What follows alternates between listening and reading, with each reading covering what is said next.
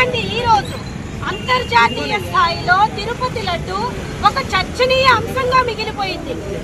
ఎందుకు ఈ రోజు హిందువులంతా లబోదిబోమని కొట్టుకుంటున్నాం. ఇది సూటిగా ఆంధ్రప్రదేశ్ ప్రజానికానికి సూటిగా ఒక ప్రశ్న. 5 ఏళ్ల క్రితం ఒక నాన్ హిందూకి ఓటేసినప్పుడు మీ మనోభావాలు దెబ్బతినకుండా సనాతన ధర్మాన్ని పరిరక్షిస్తూ పనిచేస్తాడు అని అనుకునే ఓటేశారా? ఆ రోజు మనం సరిగ్గా ఓటు వినియోగించుకోలేదు కాబట్టి ఈ రోజు ఇది తిరుపతి లడ్డూతో ఆగుతుందని మాత్రం నేను అనుకోవట్లేదు, మేమెవరం కూడా అనుకోవట్లేదు. మిగతా సనాతన గుడుల్లో, హిందూ గుడుల్లో ఎక్కడెక్కడ ఎలాంటి అవకతవకలు ఉన్నాయో అన్ని బయటకు వస్తాయి మెల్లిమెల్లిగా. ఎందుకంటే ప్రస్తుతం మన పాలక ప్రభుత్వం ఏదైతే ఉందో చాలా గట్టిగానే సపోర్ట్ చేస్తుంది. మన డిప్యూటీ సీఎం గౌరవనీయులైన పవన్ కళ్యాణ్ గారు చాలా గట్టి స్టాండ్ తీసుకున్నారు. హిందువులకి మనోధైర్యాన్ని ఇచ్చారు, మాకు అండగా నిలబడ్డారు. దానికి we are very much grateful to you Pawan Kalyan sir.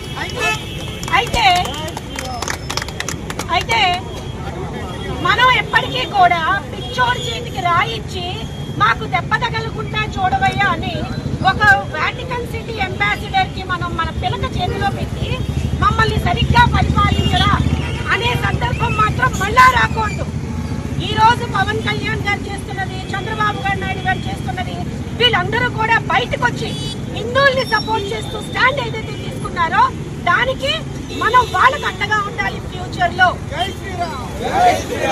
అయితే ఇక్కడ ఈ రోజు జరుగుతున్న ఈ ధర్నాలో హనుమాన్ దళ్ నిర్వహించిన ఈ ప్రెస్ మీట్ ద్వారా మా డిమాండ్ ఏంటంటే గౌరవనీయులైన డిప్యూటీ సీఎం గారు మీరు చేస్తారు, యాక్షన్ తీసుకుంటారు, దోషులని శిక్షిస్తారు, నాకు నమ్మకం ఉంది.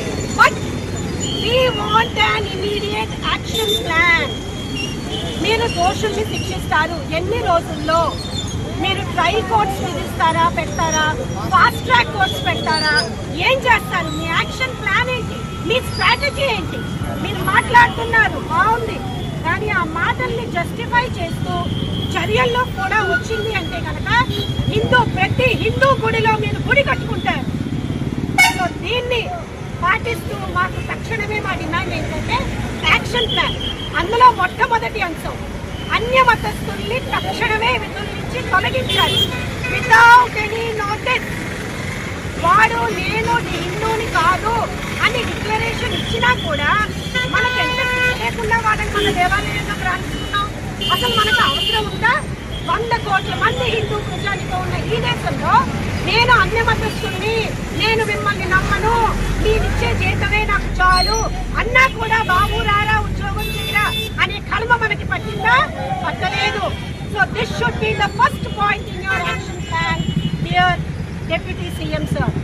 నెక్స్ట్ సెకండ్, తిరుపతి గుడి ఒక్కటే కాకుండా అన్ని హిందూ దేవాలయాల్లోని ఈ ప్రసాదాలు తయారీలో కానీ ఎవరెవరికైతే కాంట్రాక్ట్స్ ఇచ్చారో వాళ్ళందరినీ కూడా టెంపరీగా సస్పెన్షన్ చేస్తూ టెంపరీ కాంట్రాక్ట్స్ హిందువులకి ఇచ్చి ఆ టెంపరీ కాంట్రాక్ట్స్ ద్వారా నిధులు అన్ఇంటరప్టెడ్గా జరగాలని చూడండి.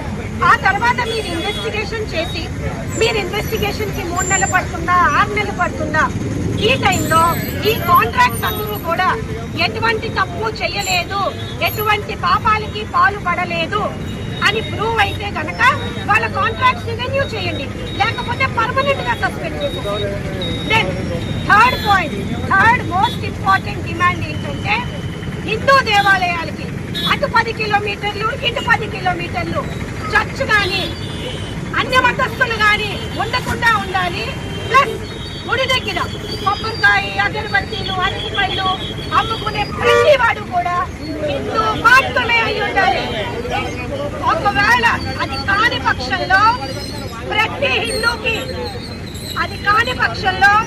ప్రతి హిందూకి కూడా మాకు రైట్స్ ఇవ్వండి. మేము ఇమీడియట్ గా వెళ్ళి పోలీస్ స్టేషన్ లో లాంచ్ చేయగలిగేలా మాకు ఆ పవర్స్ ఇవ్వండి. ఆ పవర్స్ ఇస్తూ ఒక బోర్డును క్రియేట్ చేయండి. సో ఇవన్నీ చేయడానికి మీకు ఎంత కాలం పడుతుంది? మీ మాటలు చేతల రూపంలో ఎప్పుడు మేము చూస్తాం? ఇది ఒక యాక్షన్ ప్లాన్ రూపంలో తక్షణమే విడుదల చేస్తే కనుక ఈ రాష్ట్రం, ఈ దేశం ఖచ్చితంగా బాగుపడుతుంది. హర హర మహాదేవ శంభో గోవింద.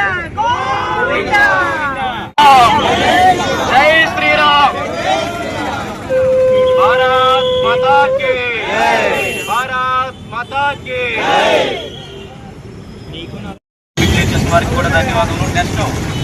నెక్స్ట్ మనం చేసే కార్యక్రమం ఎలా ఉండాలంటే ప్రతి ఇంటికి వెళ్ళి వాటి లాక్కి రావాలి బయటికి, అలా ఉండాలి మనం. జై శ్రీరామ్.